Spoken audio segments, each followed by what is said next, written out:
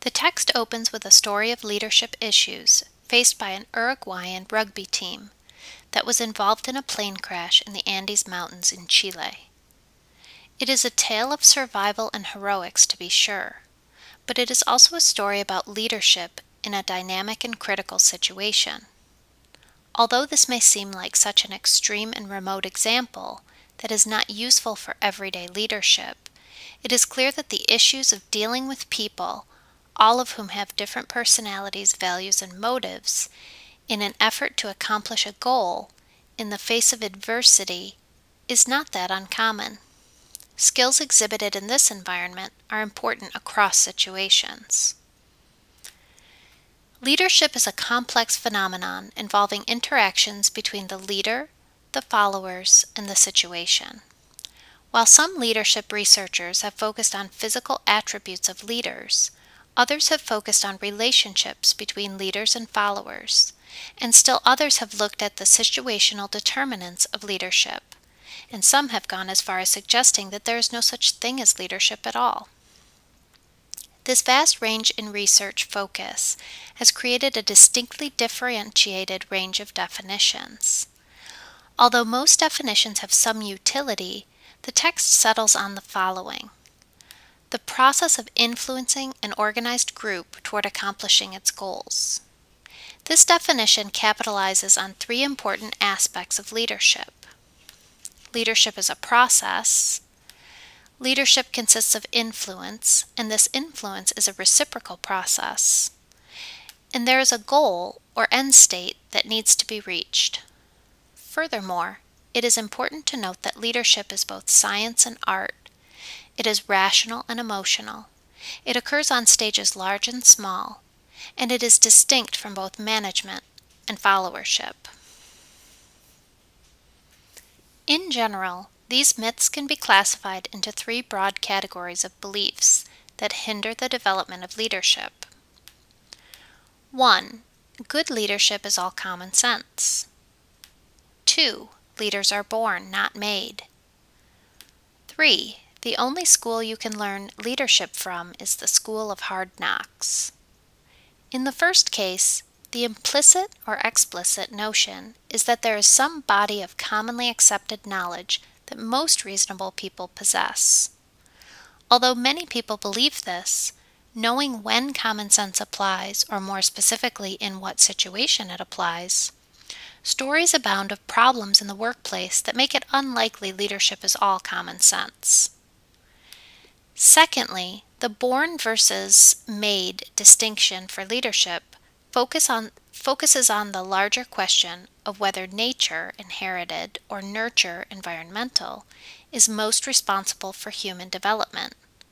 Indeed, the more reasoned position is that both of these are important and play a role. Finally, actual experience is important to leadership development, but it is not entirely distinct from the formal study of leadership. In fact, the formal study of leadership can equip the individual with the tools necessary to better assess, evaluate, and reflect on their experience, that in the end will make them even better leaders. An ability to use multiple perspectives is also crucial to leadership development. Leadership scholars have spent a great deal of time focusing their studies on specific leaders as the means for improving our understanding of leadership. However, focusing exclusively on the leader, himself or herself, comes up short. It ignores the ever-expanding role of the followers and the situation in the leadership process, and provides only a partial view of the process. Using all three lenses of the interactional framework, the leader, the followers, and the situation, provides the best opportunity to truly understand and analyze situations. Although using each one of the lenses separately is a useful way to begin, even better insight can be gained by adding the interactions between the components of the model. Important factors to consider for each component are listed in the following sections. What does the leader bring to the table as an individual? This component contains personal history, interests, character, personality, intelligence, and motivation. How the leader was elected or elevated to power is also an important consideration. Did they emerge as a leader? Were they promoted from within? Or were they elected? All of these issues will have ramifications for the LFS model. Finally, the extent to which followers participated in the leader's selection can and will influence the leader-follower interactions and potentially create situational influences as well. Although researchers have not paid a great deal of attention to the role of followers, that is beginning to change. In fact, research shows that followers' expectations, personality traits, maturity levels, values, levels of competence, motivation, and group or team dynamics affect the leadership process. Indeed, leaders and followers who share the same goals, vision, and values are able to develop deeper relationships, create higher levels of commitment, and even influence satisfaction. Followers will continue to be an important aspect of the leadership process as organizations continue to try to leverage their own abilities and attempt to function at the same operational level with fewer resources.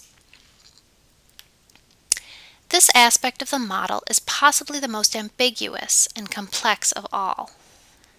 This is the case because it can include things like characteristics about the task, narrow, all the way to significant environmental characteristics, weather, business environment, time of war, etc., and everything in between. The important point is that the context cannot and should not be ignored when analyzing the leadership process.